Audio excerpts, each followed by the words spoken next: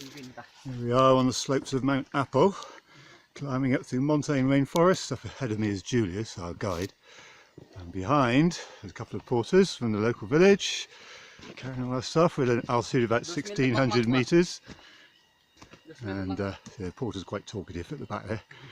This is montane rainforest. I don't know if you can watch it as I walk along. This is a fairly gentle bit, quite not too steep. The forest is pretty dense and nice and cool at this altitude, but I'm starting to huff and puff both with the slope and the altitude. Not raining yet, I'm glad to say. Hope it stays that way. If I spin around, just going to show you our local guys. Yes. There they are, local guys. Alright, time to huff and puff some more up along this path. It's a bit wet and slippery, but it's not too bad. So here I am in the Solfatera area of Mt Apo, at an altitude of around about 2,300 metres.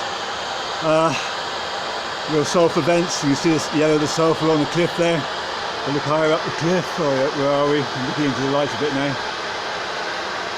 Up there, you can see more activity, there's much bigger activity up there. And the roaring, hissing noise you can hear is the sulphur dioxide that's coming out of the vent. A lot of people are inclined to think that Mt Apo, Philippines' highest mountain, as I've already said, a lot of people are inclined to think Mt Apo is a very dormant, if not actually dead volcano. Well, if you come to here, you'll see that Apo is very much alive and producing a lot of volcanic energy and activity. And if I scan back up here in this really narrow gorge, there we go. Right, so at about 2,450 metres now according to the GPS, and this is what we're looking at. A real big gash in the mountain where you've got a whole series of solfataras lining the mountain. A lot of the rocks quite yellow. So you've got rocks all up in front of me. Some of them are cold, some are pretty hot. We've got a few vents around us. It's, I can say it's a beautiful day. We've got a lot of cloud below us. Above us is clear sky at the moment. It looks like the cloud might be climbing the mountain. And, well, puffing a bit at this altitude, of course. It's also quite steep, so it's good tiring climbing. Anyway, temperature's quite like an English summer's day, really.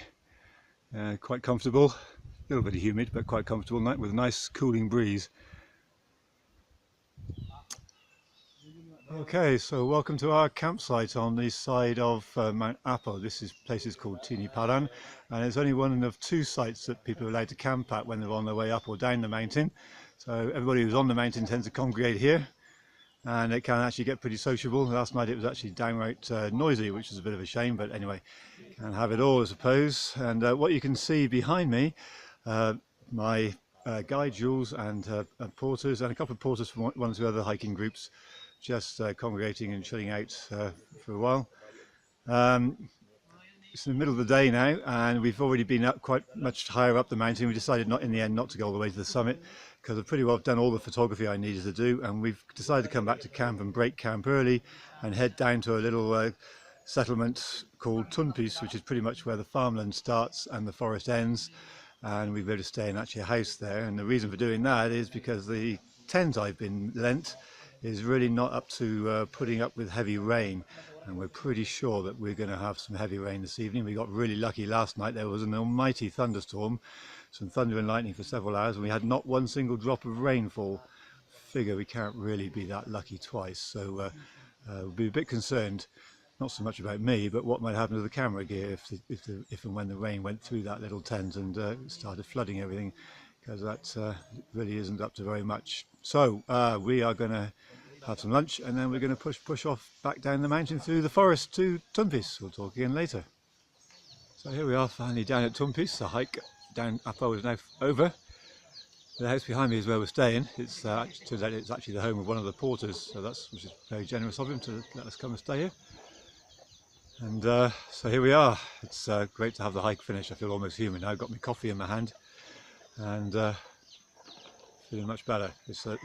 We're at about 1,300 meters or so here, and the cloud is really rolling in. It's becoming quite foggy here now, and so I'm pretty sure we made the right decision. I'm sure it's going to rain quite hard up on the mountain later on, in fact pretty soon, judging by the state of the sky at the moment. It's looking pretty awful, so we shall see.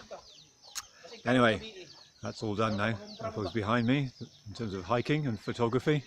Just have to get off the mountain tomorrow, at the bottom of the mountain, and head back to Davao, the big city, which is off to the east of the mountain here. Talk to you later.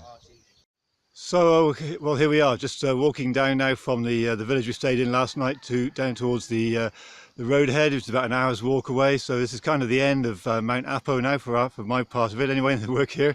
So yeah, it was a great evening last night. We got to stay in one of the porters' houses in the village, and boy, were we lucky, because it really poured down for quite a bit of the evening, some thunder and lightning, but mostly just very heavy rain.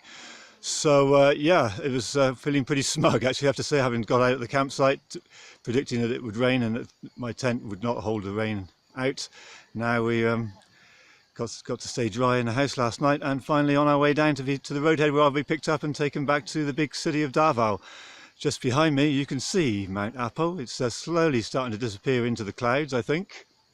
Oh yeah, it's been pretty clear this morning, but now just in the last 5 minutes the cloud has suddenly started to come in, and it'll disappear soon.